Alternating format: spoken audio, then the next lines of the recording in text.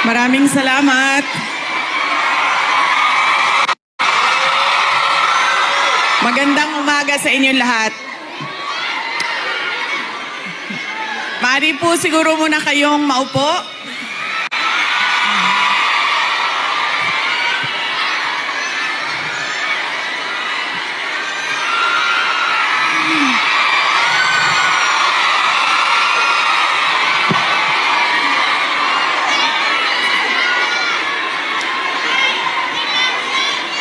Maraming salamat. Mahal ko kayo.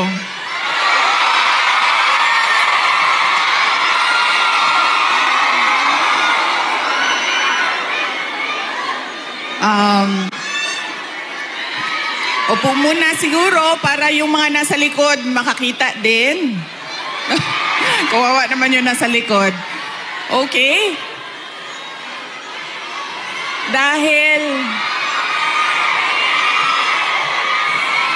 Dahil kayo ay sumisigaw ng Duterte, suspended na kayo lahat bukas.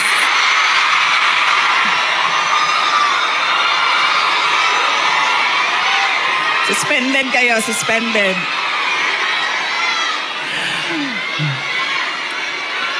Joke lang.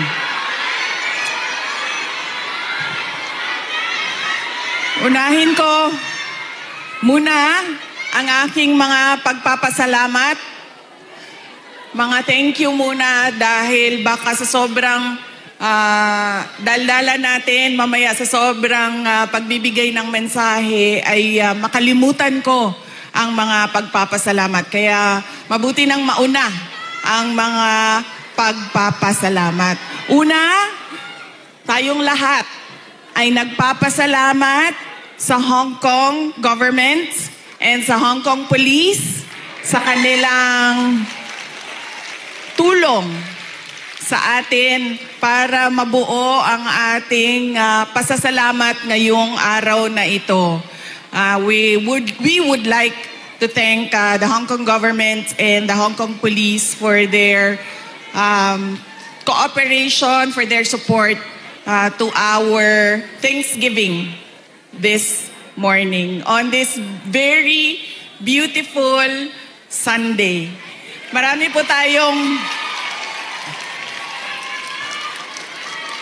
tayong mga kababayan na nandoon sa labas at lahat ng mga first-timer na nakakita sa akin.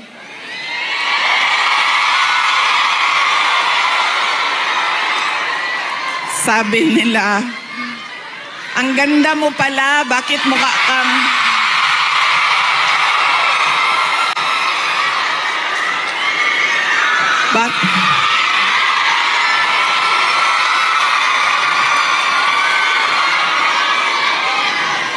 Ay, Macau! Hello! Maraming salamat!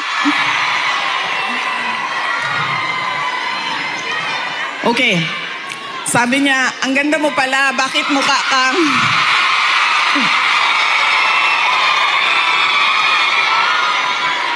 Bakit mukha kang Shrek sa mga picture mo sa internet? Tapos sabi ko sa kanya, sabi ko, ma'am, basta Pilipina, maganda talaga yan. Tayong lahat yon. Now, hindi ko lang alam sa mga Pilipino, sa mga lalaki natin. Pero sigurado ako sa mga Pilipina ay maganda. Dahil, ano ang ating proof o evidence sa buong mundo na maganda talaga ang Pilipina? Ilan ang Miss Universe natin? 4. 4 ang Miss Universe na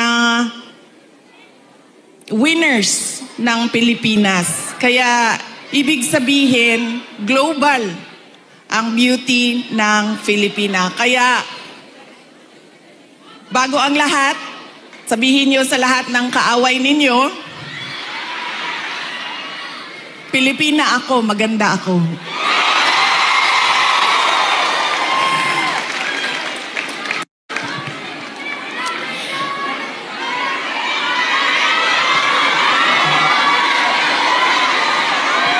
Sabi natin, 'di ba? para sa Diyos, para sa bayan, para sa bawat pamilyang Pilipino. Nauna ang pasalamat ko sa Hong Kong government, pero ang unang pasalamatan natin ay ang Diyos. Para sa araw na ito, para sa magandang araw na ito, at para sa oportunidad, pagkakataon na ibinigay niya sa atin na magsama-sama ngayong March 9 dito sa Hong Kong. Dinala niya tayo lahat dito para sa bayan. Yan po ang pagpapasalamat natin sa ating Diyos. Dahil binigyan niya tayo ng isang araw ulit na magising, mag-ayos, pumunta dito at pag-usapan ang Thanksgiving, pagpapasalamat at pag-usapan ang ating bayan. Ang sunod na pagpapasalamat ko ay hindi ko isa-isahin yung mga pangalan dahil baka may hindi ako mabanggit at magtampo. So, isa-isahin ko lang ang mga grupo na kailangan natin pagpasalamatan. Unahin ko muna ang Kingdom of Jesus Christ.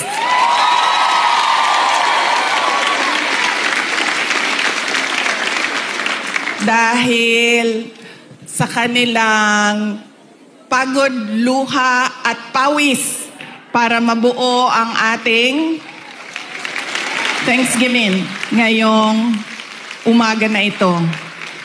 Ang sunod na kailangan natin pagpasalamatan kailangan ko pagpasalamatan ay kayong lahat, mga kababayan namin, mga kababayan namin dito sa, ang iba galing pang Pilipinas. Marami tayong mga bisita na galing Pilipinas, galing Hong Kong, galing Macau, meron pang galing sa China at merong galing Japan.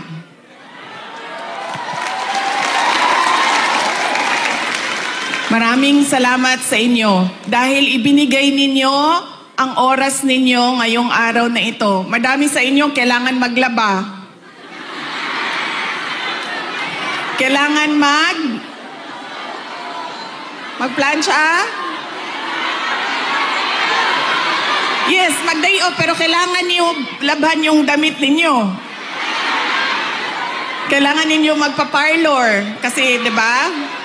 Araw ito ng pagpahinga. Kailangan maglinis ng inyong bahay. Kailangan magpa-pedicure.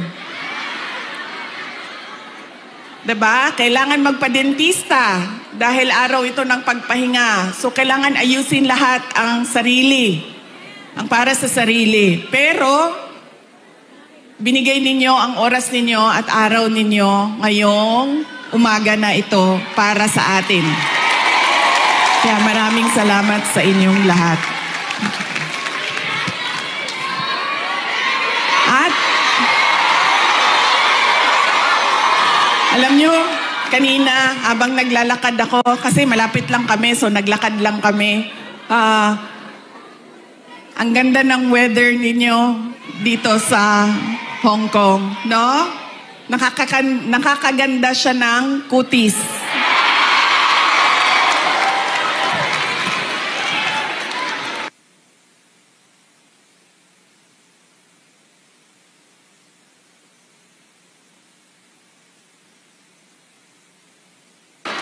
Anong sabi namin na nakatira sa Pilipinas at yung mga nakatira sa mga kababayan natin sa Middle East?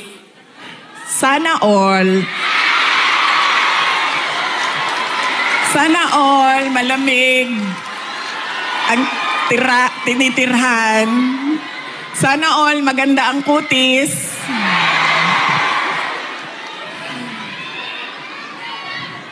Kaya isa din yan sa dapat ninyong ipagpasalamat sa Diyos. Nandito kayo sa lugar na hindi magulo, maganda ang klima, at lalong-lalo na nandito kayo dahil meron kayong hanap buhay. Hindi natin gusto na umalis ang ating mga kababayan sa Pilipinas.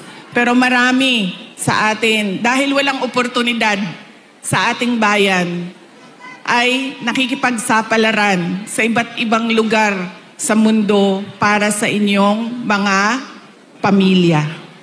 Kaya yun ang sunod natin na pagpasalamatan, yung ating mga mahal sa buhay. Bawat pamilyang Pilipino, kailangan natin magpasalamat sa kanila dahil binibigyan nila tayo ng lakas, sinusuportahan nila tayo, at tinutulungan nila tayo sa ating pakikipagsapalaran sa ibang lugar. Ayaw nila na umalis kayo, ayaw nyo rin na iwanan sila. Pero kailangan natin gawin dahil kailangan suportahan ang ating mga pamilya. Okay? Pagpapasalamat, ulitin ko sa Diyos, sa Hong Kong government, Hong Kong Police, sa KOJC, sa inyong lahat, mga kababayan namin na nandito, at syempre kailangan natin pasalamatan ang PDP laban. Parang tinanggal na ata nila ang laban, no? PDP na lang, no? Opo.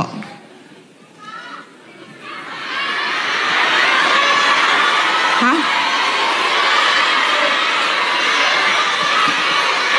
Okay, suka. May dala sila para sa inyong lahat. Inutusan silang bumili ng suka. Nagdain taon silang sinamak. Sa gusto. Nagdala po sila og pinakurat. Kinsay gusto. Okay. Bagay na sa lechon Macau og pinakurat.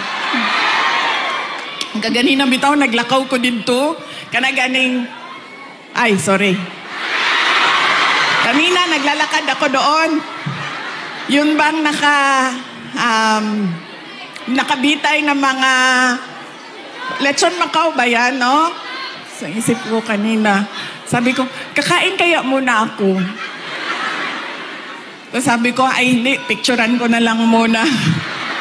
Andito sa aking cellphone yung roasted duck at yung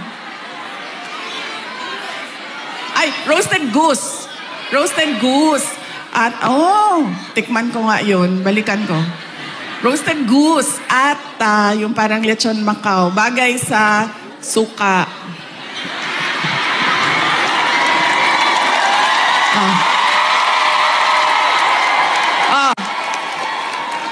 Ano pa ang bagay sa suka? May oras pa ba ako? Baka bigla na lang ako paalisin dito. Ano pa ang bagay sa suka? Ang ating chorizo longganisa. Diba? Bulad. Chicharon. Mangga. Mangga at suka. Kinilaw.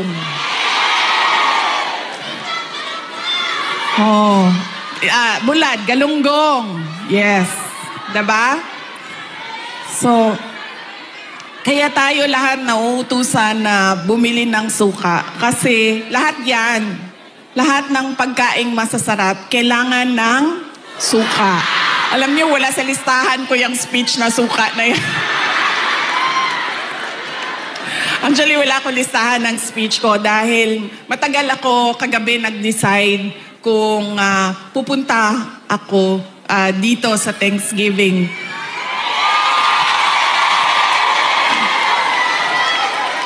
Kaya wala akong listahan ng speech. Pero yes, alam nyo, marami siguro sa inyo ang nautusan na bumili ng suka at mantika. Mantika, suka, ganyan. Noong kayo ay bata pa. Opo. Pero sa amin kasi, sa bahay namin, nag-grocery kasi ang nanay ko. So lahat yung mga gamit sa kusina, binibili na ng nanay ko.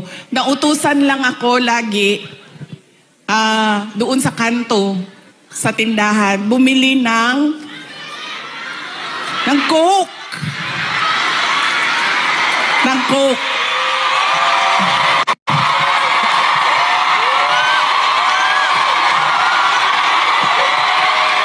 I'm sorry.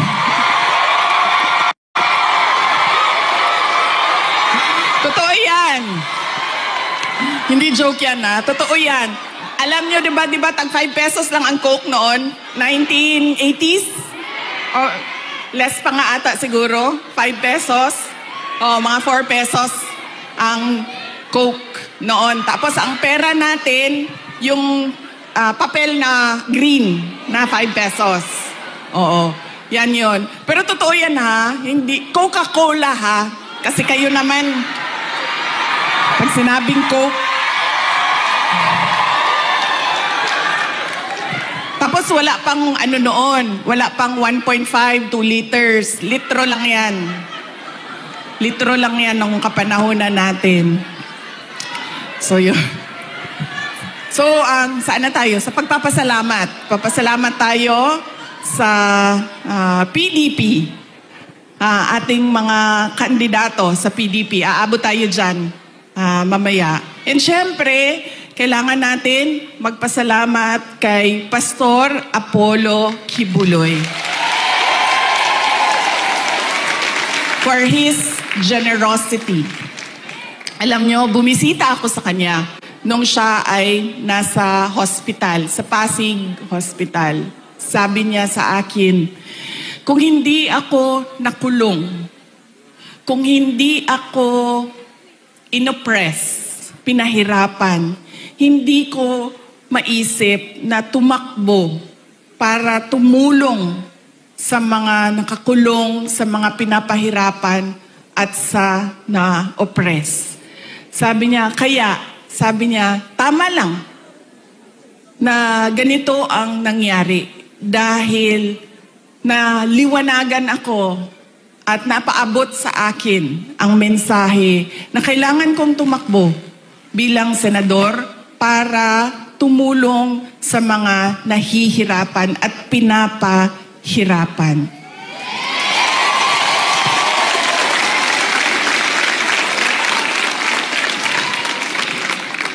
Sabi din niya sa akin, sabi niya, ikaw, kahit anuman ang sabihin man nila na kasalanan mo ang lahat ng ito, Inday Sara, sabihin man nila, kasalanan mo ito dahil hindi ka tumakbong Pangulo.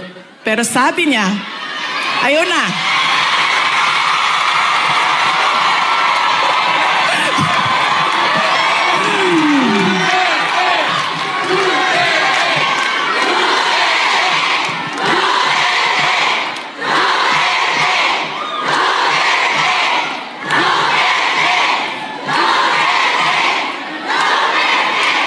Pero sabi niya, makinig tayo kay Pastor Apollo Kibuloy.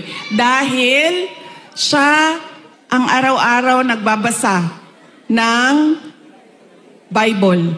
Siya ang nakakaalam by heart kung ano ang salita ng Diyos. Ano ang words of God. Sabi niya sa akin,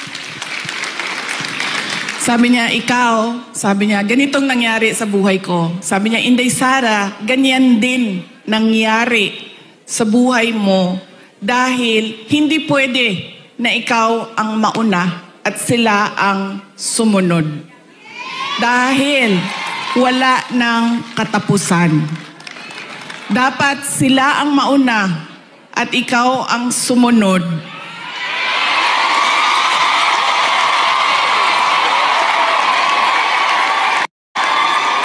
Para matigil na at hindi na paulit-ulit ang kahirapan sa ating bayan. Kaya nung sinabi niya sa akin yon, hindi na masyadong masakit. Masakit pa rin sa akin pag nakakarinig ako ng kasalanan mo yan lahat, Inday Sara. Pero iniisip ko na lang, nako, sinabihan ako ni Pastor Kibuloy, you are there, you are where you are intended to be by God exactly where you are.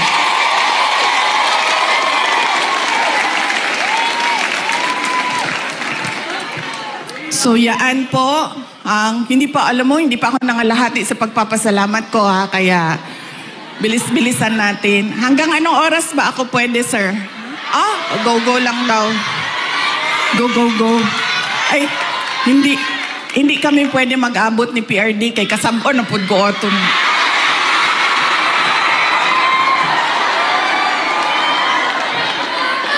Kibaw mo nang nagsayo ko. Tagalog eh. Alam nyo, bakit ako nandito ng maaga? Gumising talaga ako ng maaga. Ang alarm ko, 6:30 a.m., 7 a.m., 7:30 a.m., 8 a.m. 4 yung alarm ko.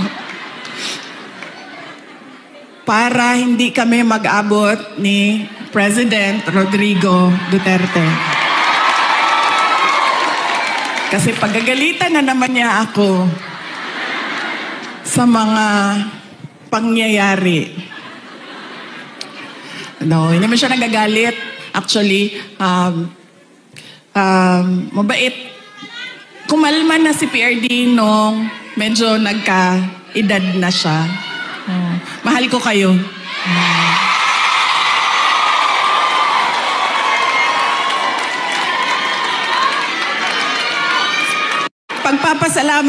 Magpapasalamat din ako. Thank you po ako. Kagabi po, merong mga kababayan natin na nasa hotel. Hotel. Kayo ba yun, ma'am? Opo. Maraming salamat sa pag-welcome ninyo sa amin doon sa hotel. Mahal ko kayo. Maraming salamat. Pero bakit, ma'am, wala kayong dala na roasted goose? Sorry, may dala kaming suka. Kayo, walang dalang roasted goose.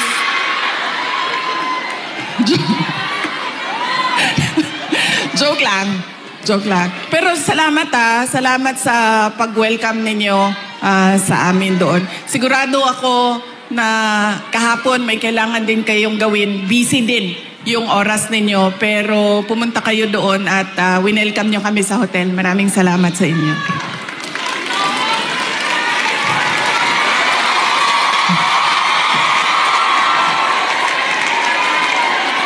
Ang sunod ko po na pagpapasalamat ay personal po sa akin. Para sa inyong lahat, mga kababayan namin dito sa China, sa Hong Kong, sa Macau, dahil noong 2016 ay nagkita-kita din tayo dito para sa pagpapasalamat, tapang at malasakit at suporta sa administrasyon ni Pangulong Duterte. Kaya papasalamat po ako dahil from 2016 hanggang 2025 ay nandyan pa rin kayo at nandito pa rin kayo para sa bayan. Maraming salamat.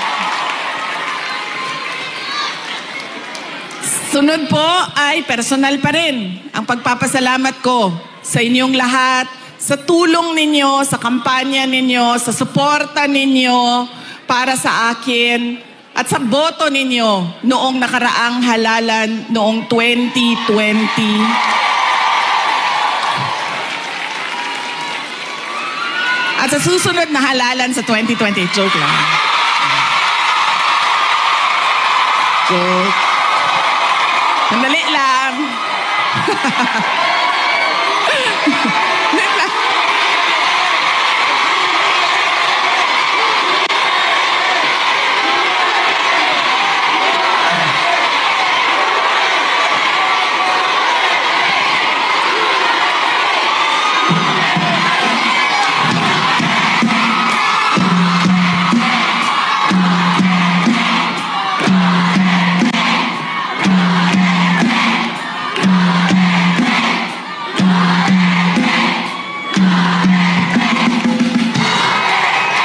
Okay.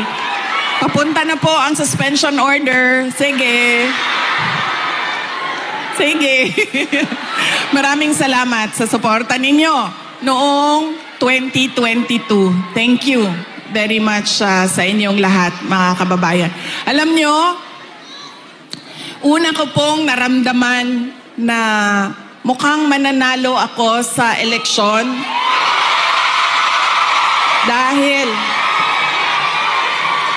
dahil nakita ko ang overseas absentee voting results. Una siyang lumabas. So nakita ko na I think 98% lahat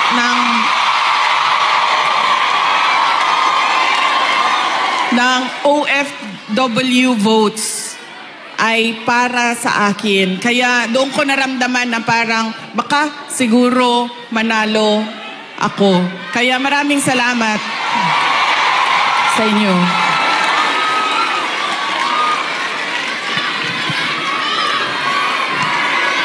Ang susunod ko po na pagpapasalamat ay sa akin pa rin, para sa inyong lahat, sa suporta ninyo sa aking mga kasamahan, sa aming trabaho, sa programa at proyekto ng Office of the Vice President. Maraming salamat po sa inyong lahat.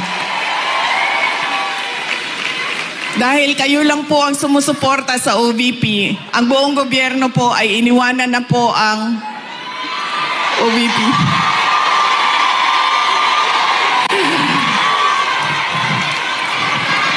Maraming salamat. Yung satellite offices po namin sa iba't ibang lugar ay naningkamot. Ano sabihin naningkamot? Nagsisikap. Yung satellite offices po namin ay nagsisikap na mahanap yung mga geographically isolated and disadvantaged areas at hindi lang nakatuon sa National Capital Region. Kaya salamat po sa suporta ninyo sa Office of the Vice President. Ang susunod po na pagpapasalamat ko ay ang mahal ko kayo.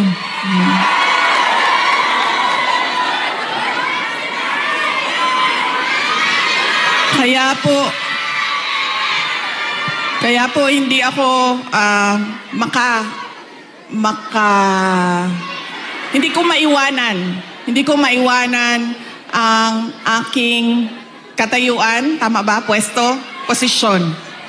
Dahil sa inyong lahat.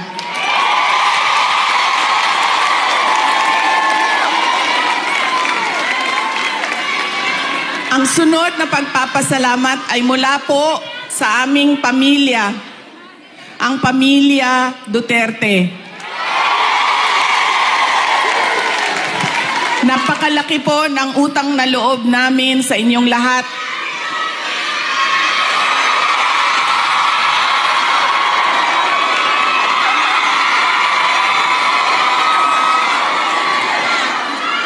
Dako kayo ang amo ang utang nga kabubuton kaninyong tanan, mga kaigsuunan namo.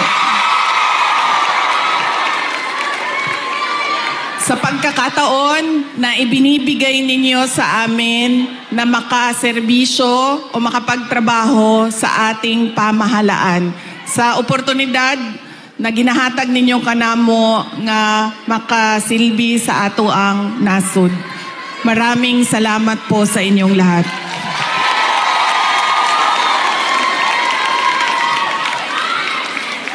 Okay, so yan na po ang aking mga pagpapasalamat.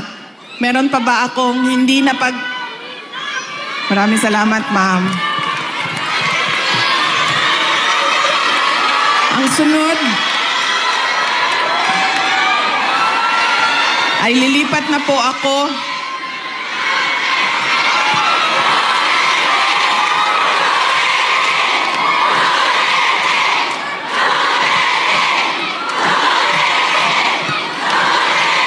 paminaw sa mo ba?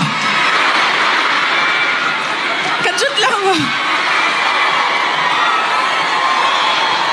Alas 12 na. Alas susin na kinsa magpakaon sa ato adin eh.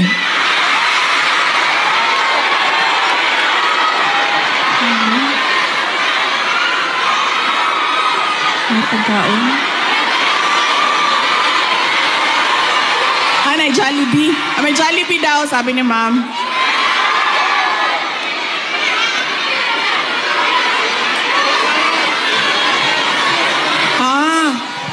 Okay. So, hindi daw tayo kakain lahat para sa bayan. Okay.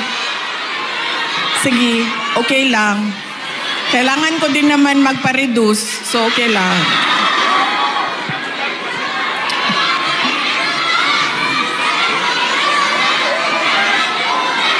Ma'am, darating tayo dyan sa ayuda na yan, ha? Wait lang. Kasi, tuloy-tuloy ko na ha. Ang susunod ko po ay ang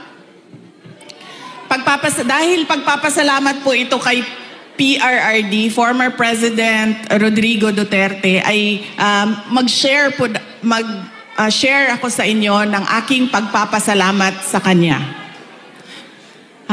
Medyo mahaba itong kwento na ito, so mamaya nyo na singilin yung mga suspension order ninyo. Alam nyo, isa lang. Sa lahat-lahat siguro ng pagmamahal or generosity ni former President Rodrigo Duterte, isa lang ang stand out. Nag-iisa lang ang lagi kong pinagpapasalamat sa Diyos na ginawa ni Tatay Digong, ni former President Duterte sa akin.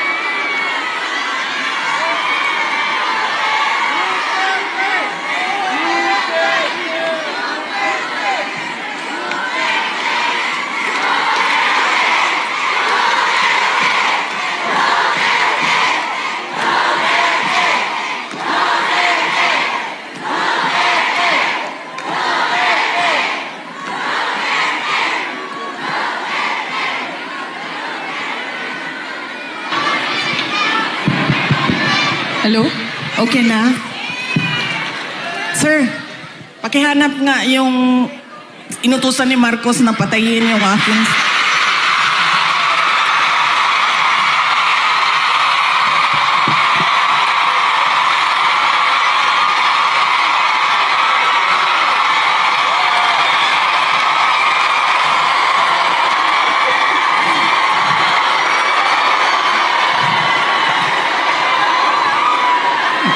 Yan. Dahil sa mga ganyan, nakakasuhan ako eh. Malay natin, di ba? Baka may inutusan dyan.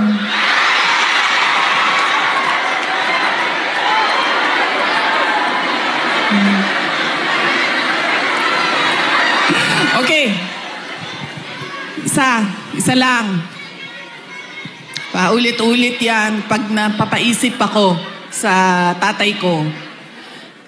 Binigyan halaga niya at inulit-ulit niya sa akin ang kahalagahan ng edukasyon. Hindi niya ako tinigilan. Alam niyo, si PRD, yun pong mga nasa harap, kailangan niyo po umupo kasi hindi makakita yung nasa likod. Hindi siya tulad ng tatay ninyo na malambing, mapagmahal. Hindi ganyan ang tatay ko. Ang tatay ko galing siya sa generation na laging galit. Diba? Sino yung may mga magulang na yung generation na laging galit?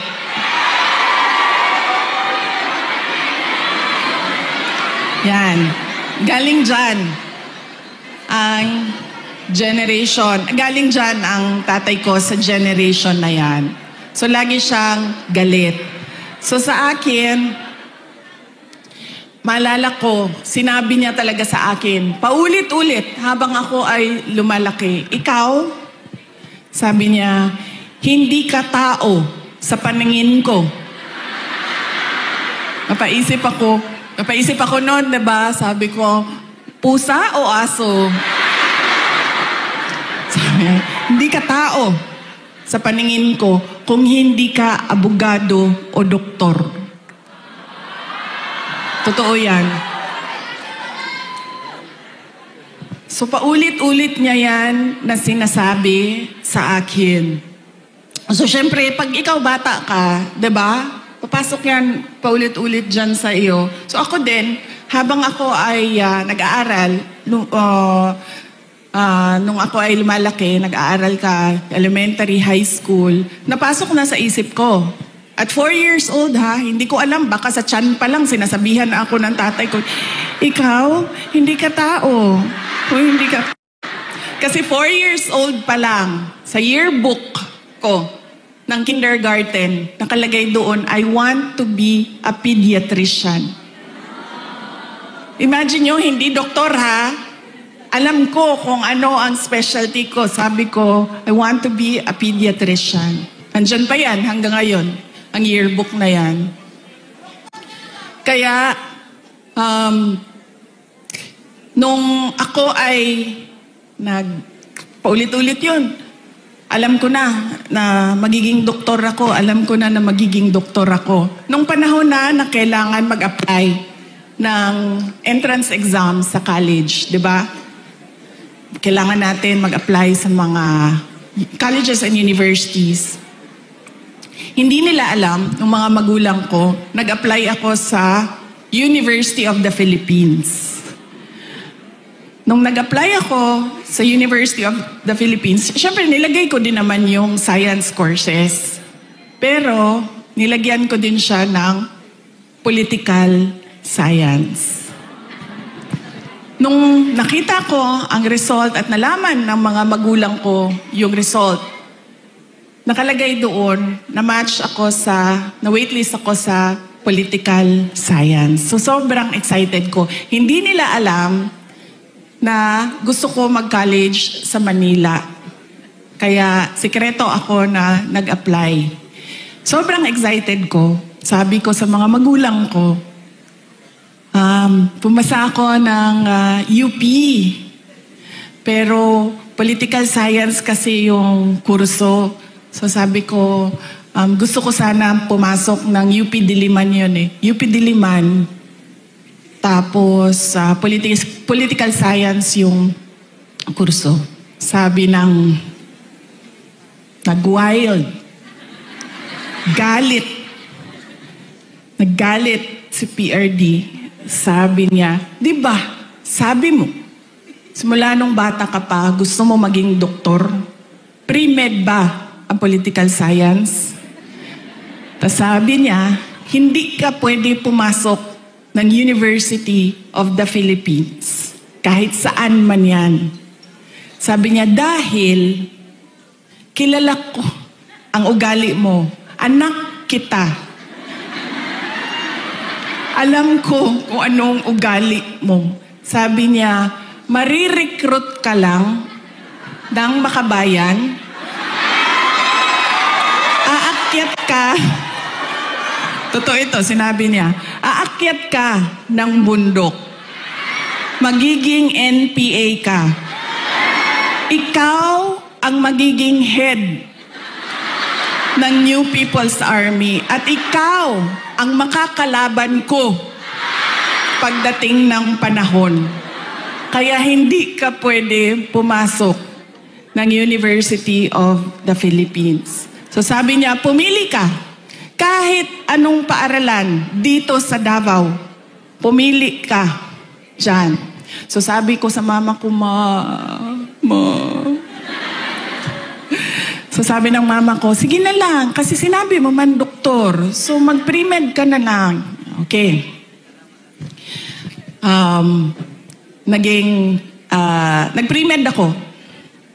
Nag-pre-med ako. Tapos, syempre, papunta akong doktor, so binilisan ko yon, natapos kaagad ako. And then, ito na. Mag-medicine na. Sobrang excited si President Duterte na magpapasok na ako ng medicine proper. Siya ang pumili ng paaralan. Siya ang pumili kung saan ako titira.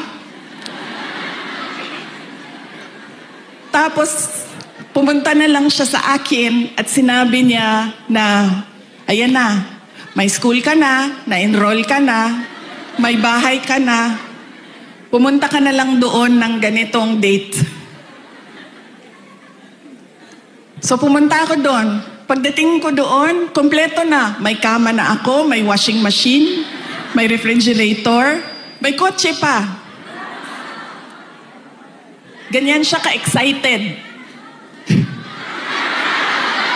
Sige ma'am, ipa-adapt kita sa tatay ko. Huwag ka mag-alala. Ganyan siya ka-excited noong ako ay medicine na. Tapos, syempre, hindi naging successful yung aking pagpasok sa School of Medicine. Isang taon pa lang, 1 year, actually 1 sem pa lang. First sem pa lang, alam ko na parang fish out of water. Alam niyo yung, bakit madali para sa kanila, nahihirapan ako. Sobra. Tapos dumating ang second sem na halos hindi na ako pumapasok. So kinabahan na ako. Kasi, di ba sa probinsya, di ba sa Atua, pagpadala ka sa Manila kasi ako nag-med school, pag ipadala ka sa Manila, parang malaking send-off yon. Congratulations sa anak ko, graduate ng ganito. Congratulations at magiging doktor yan. Class off. Ganon, diba? So ako, syempre kinabahan na ako kasi hindi ako makakauwi. Pinadala ako sa Manila para maging doktor. Tapos uwi ka, drop out. Nag-apply ako ng, naisip ko pa noon, nung pinag-iisipan ko ang kapalaran ko, sabi naman ng tatay ko, doktor daw o abogado. So dito na lang ako sa abogado. So lumipat ako, nag-apply ako sa San Beda College kasi at the time na nagdesisyon ako, San Beda College na lang yung bukas sa mga exams, entrance exams. So hindi ko pa sinabi kaagad sa mga magulang ko na nasa San Beda na ako. Nalaman na lang nila dahil nagsabi ang driver.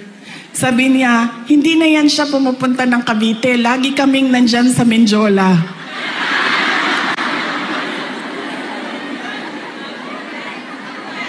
Nung nalaman niya na nasa law school ako, sobrang, I think mas masaya siya. Nung nalaman niya, mas masaya siya, mas excited siya. Noong ikumpara ko, nung papasok ako ng med school, noong nalaman niya na nag-apply na ako ng law school. Tapos, syempre sinabi ko sa inyo, di ba, hard love. Hard love yung generation ng parents natin, mga magulang natin. So, nung mga panahon na nag-aaral ako sa law school, may mga panahon na papagalitan din ako na sinasabi niya sa akin, alam mo, kung hindi mo ayusin yung law school mo, magiging kabit ka lang ng politiko.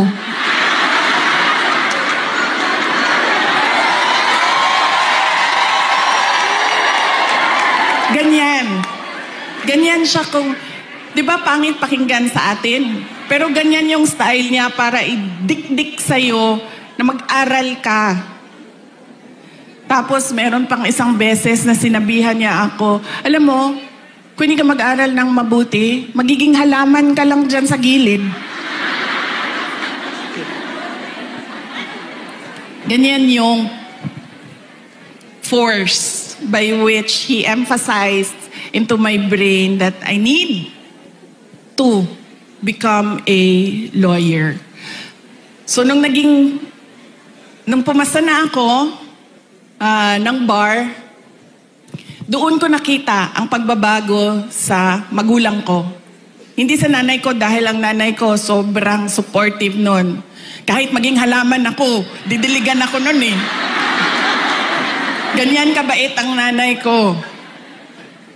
Diba?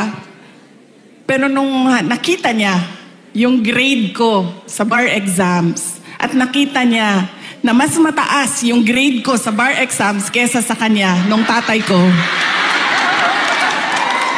At hindi lang 0.1, 0.2, 0.3. 5 points ang layo namin sa grado. Doon siya nagbago. Parang naging tao na ako sa paningin niya. Lalo pati, pag every time nababanggit yung grade sa bar, hindi na siya talaga nagsasalita. Tapos lagi ko pa sinasabi sa kanya, sabi ko, partida yan pa ha, kasi hindi ako nag-aral eh. Kung nag-aral ako, top-notcher ako eh.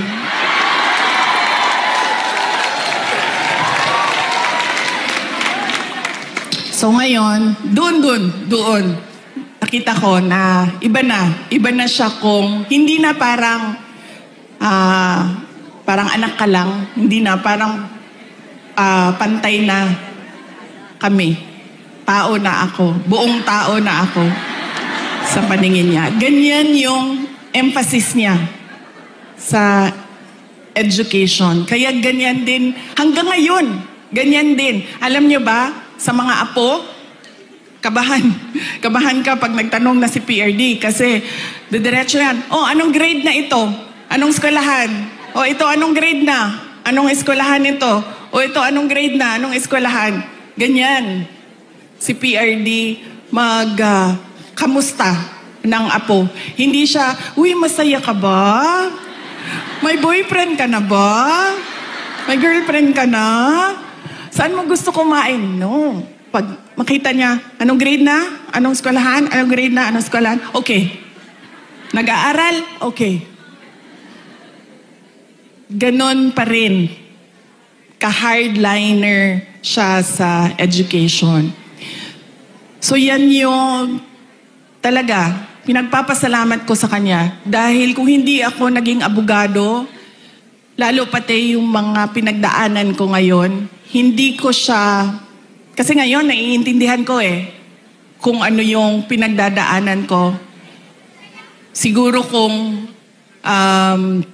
hindi niya pinilit,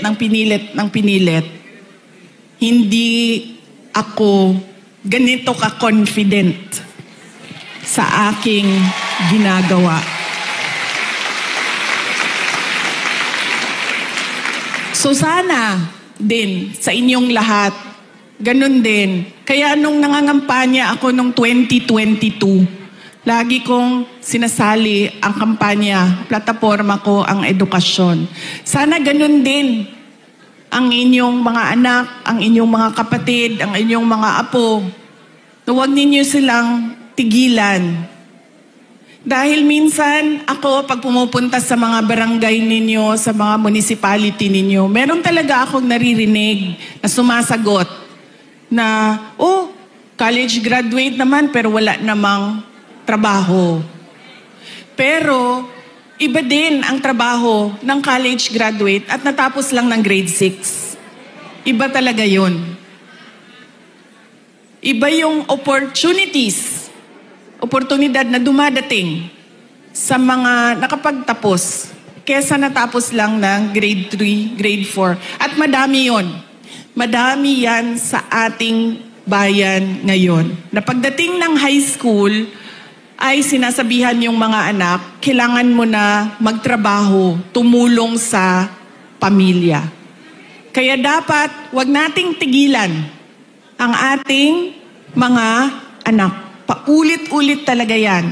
Edukasyon ang susi ng pagbabago ng buhay nila.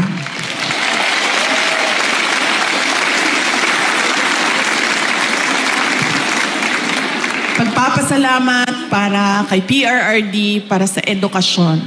Ang susunod po ay ang pagpili natin ng kandidato sa 2025,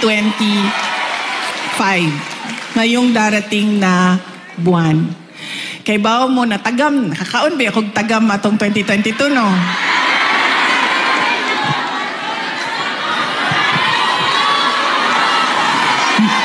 Yan lagi ang, meron pa isang beses,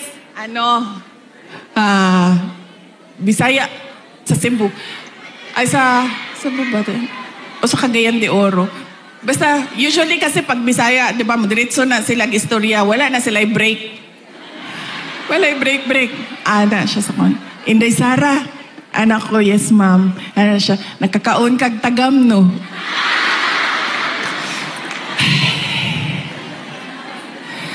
Ana na lang ko sa iya, ha. Sagdi na lang, ma'am. Basta ikaw, makakaon ka o sakto, okay na ko.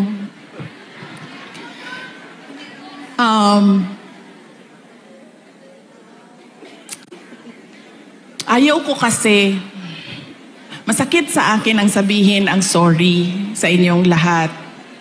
I-explain ko na lang. Kasi alam nyo, kahit saan ako pumunta, sabihin ko sa inyo, sa Samar, ito talaga mga maalala ko Samar, Pangasinan, Batangas. Dito sa Mindanao, sure na moingon na siya, moingon na gina sila o imuhaning sala tanan. Wa na nay lali sa Mindanao. Bago lang, saan yun? Bago lang. Parang kahapon ba yun? Ay, kahapon. Kasi dinala ko yung youngest ko sa Disneyland. So na ay mga taga Cebu. Ana ang mga taga Cebu. Kibaw ba ka Inday Sara no? Nabudol ba may tungod nimo?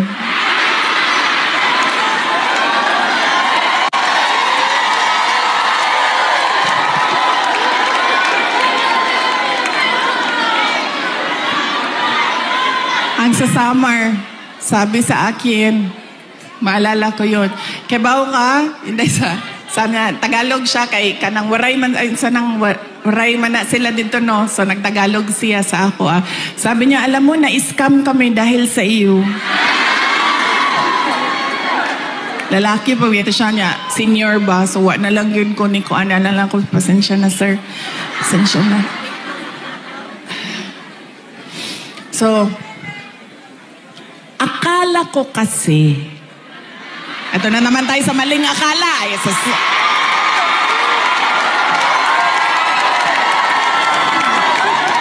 Hindi totoo ito. Akala ko kasi, gusto niya ng mas magandang bayan, mas maayos na Pilipinas kung ano yung pinagdaanan natin noon.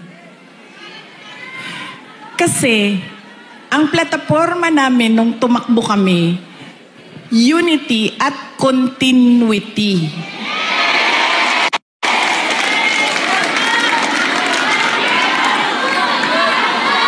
Nabudo lagi.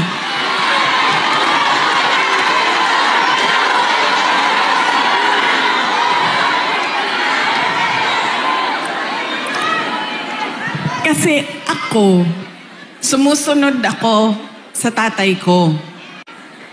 Ibig sabihin, sa trabaho ba? Hindi ako sumusunod sa tatay ko sa personal. Kaya nga ako nagtatago, di ba? Sumusunod ako sa trabaho. Nag-mayor siya.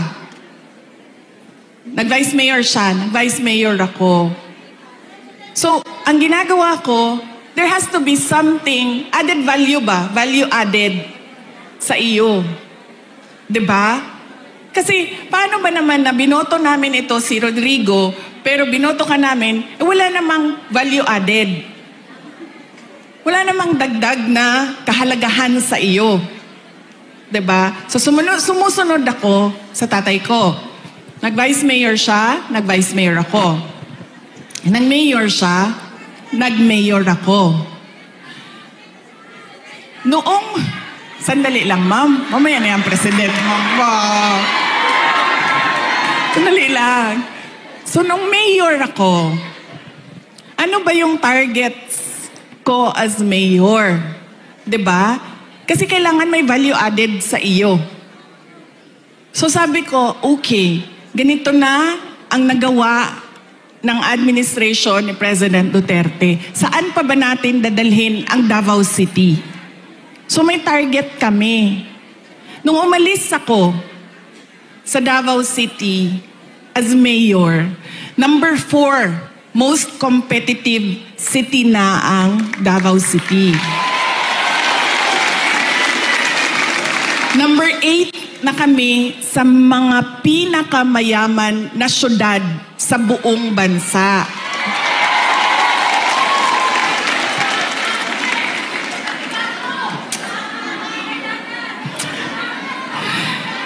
Insurgency-free na ang Davao City. Alam nyo, buong term ni PRD, hindi niya natapos talaga yung problema ng Pakibato.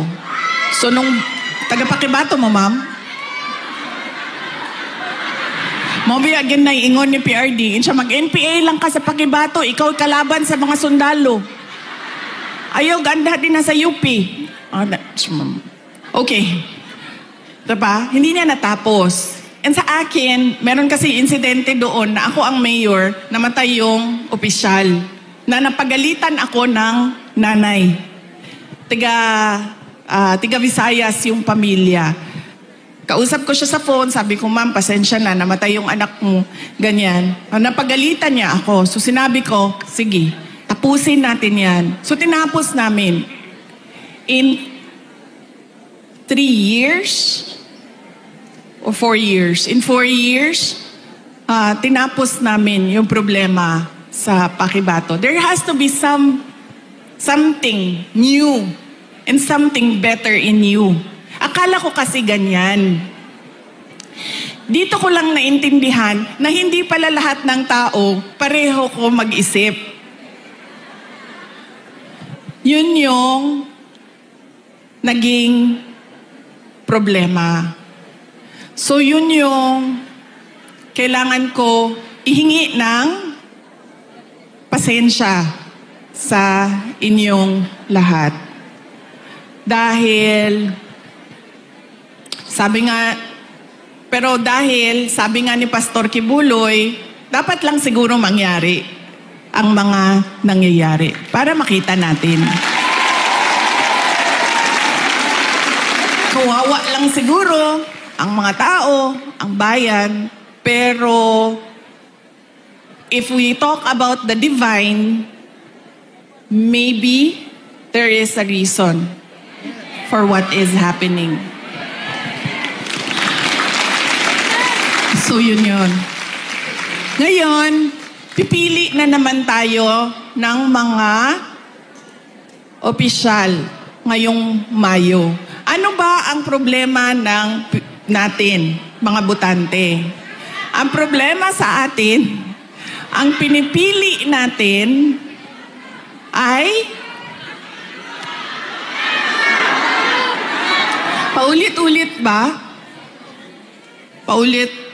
Pabalik-balik lang. Mahilig tayo sa sikat. Mahilig tayo sa magaling kumanta, sumayaw dito sa stage.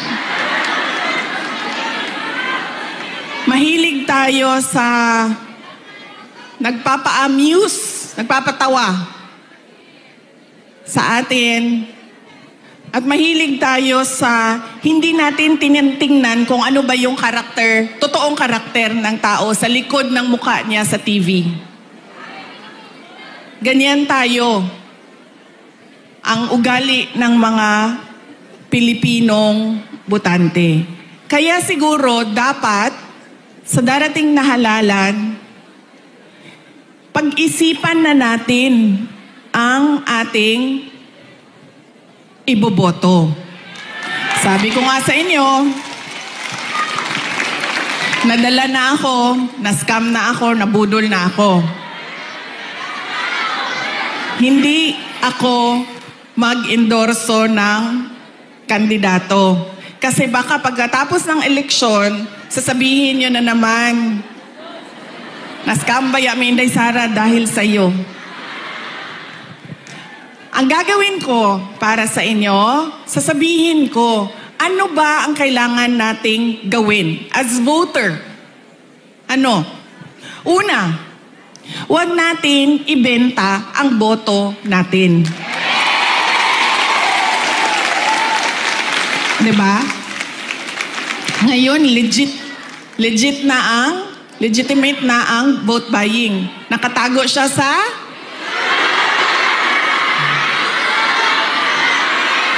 yan na, ma'am. Nandito na tayo sa topic na gusto mo, ma'am. Ayuda.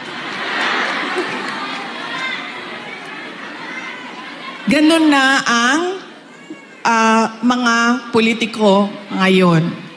Bibigyan ko kayo ng example, ha, ng experience ko sa mga pagbibigay ng ayuda o vote buying. Noong barangay election na nakaraan, bago lang, tinanong ko yung isang kaibigan ko, ano bang ginagawa mo na suporta sa barangay candidates? Tapos sabi niya, ang ginagawa ko, humihingi ako ng tupad at AIX at binibigay ko sa mga barangay captain para ibigay nila sa supporters nila. So sabi ko sa kanya, okay, hindi ko magawa na ganyan yung suporta na ibigay ko sa mga local barangay candidates. Pero totoo yan. Hindi man pinag-uusapan, pero totoo yan na nangyayari. Nakikita nyo yan. Nakikita nyo yan doon sa mga probinsya ninyo. Kaya ang una, huwag natin ibenta ang boto. Pangalawa, pag tumingin tayo ng kandidato, tingnan natin kung ano yung promises na ginawa niya o sinabi niya noon. Tapos, tingnan natin, binigay ba niya yung kanyang promise? Saad? Unsa sa Tagalog ng promise? Pangako sa'yo? Binigay ba niya ang pangako niya sa'yo? O iniwanan ka lang niya sa ere? At sumama sa iba?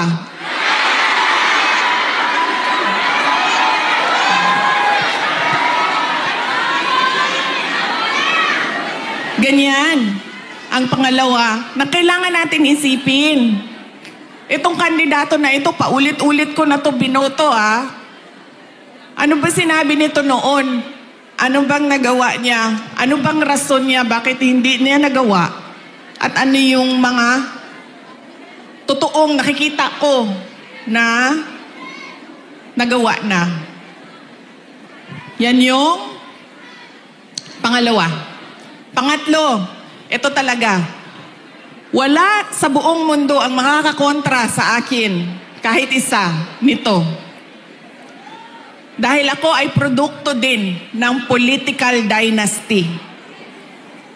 Galing ako sa pamilya ng mga politiko. Ang lolo ko, governor ng undivided Davao.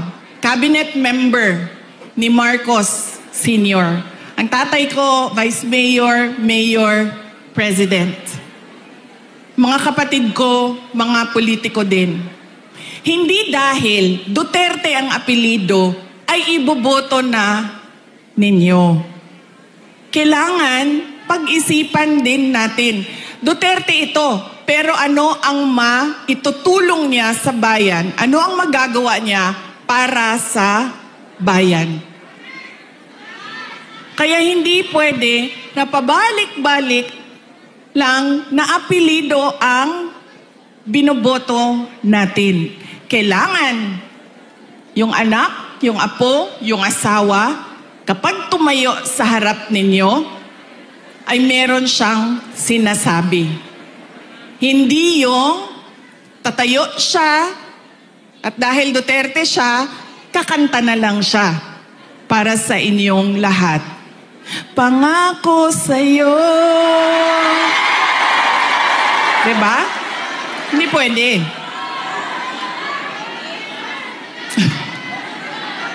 Ma'am, ganyan talaga yan, ma'am. Sa tingin ko naman kasi talaga, totoo, walang forever.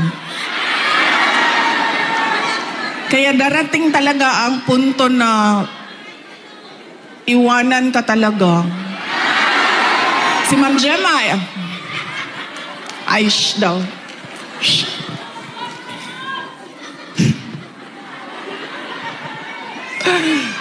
Diba?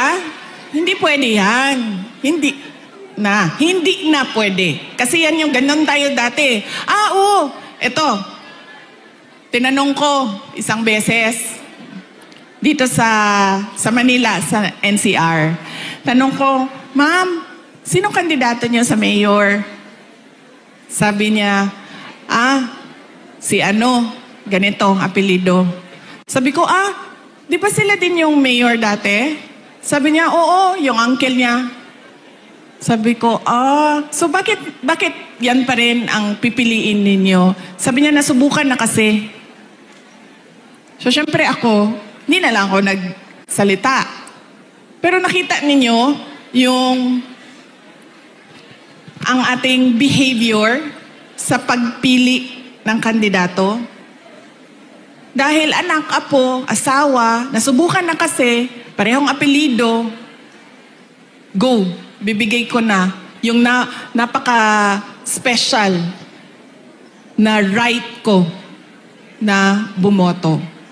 So, mahalaga, hindi dahil anak, hindi dahil Duterte ang apelido, ay iboboto nyo na. Pag-isipan ninyo,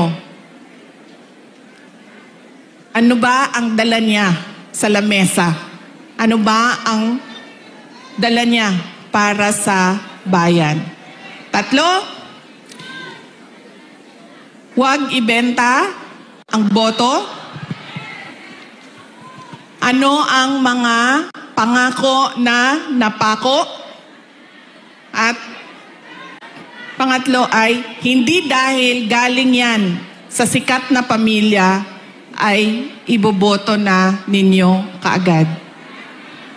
So tingnan natin ang mga karakter, accomplishment, abilidad, kapasidad ng mga kandidato nating senador. Kapag inutusan yan bumili ng suka, automatic na yan, may abilidad na yan. Diba? Saan ang galing ang abilidad niya? Siyempre, kung saan yung bilihan ng suka, doon yan sa shortcut na daan. Hindi yan sa sa malayo dadaan para mabilis dumating ang suka. Pangalawa, inutusan bumili ng suka. Napadaan sa barkada. So, ang sinabi ay, ayun na ng manggamamba, kadyot lang, ma'am. So, ang sinabi niya ay pare, pahatid naman ito ng suka namin sa bahay kasi kailangan yan doon. Dito nang muna ako. Diba? Abilidad. So, mahalaga yan. At kailangan natin pag-isipan itong eleksyon na ito. Kailangan natin baguhin ang ating pagpili ng kandidato. So, yan ang aking mensahe para sa inyong lahat ngayong araw na ito. Mensahe ng pagpapasalamat, mensahe ng edukasyon, at mensahe ng pagbabago kung paano tayo pumili ng ating mga senador. Hindi lang senador, governor, mayor, lahat ng ating mga public officials. So yan po ang aking Ilang oras yun, ma'am? 1 hour? 1 hour na mensahe sa inyo. Sana ay, alam nyo, gusto ko lumapit sa inyo. Kasi gusto ko personal yung pagpapasalamat. Kaso pwede ba na wag tayo magkagulo? Kasi kanina sa labas, nasisigawan na ako ng pulis. Nasisigawan na niya ako kasi medyo nagkakagulo kami doon sa picture taking namin sa labas. So, pwede ba ako mag-hello lang, hello sa inyo? Tapos, wag lang tayo magkagulo kasi baka palayasin tayo dito. Ulitin ko, maraming salamat, magandang tanghali at maayong udto sa inyong tanan. Maraming salamat, Vice President Sara Duterte.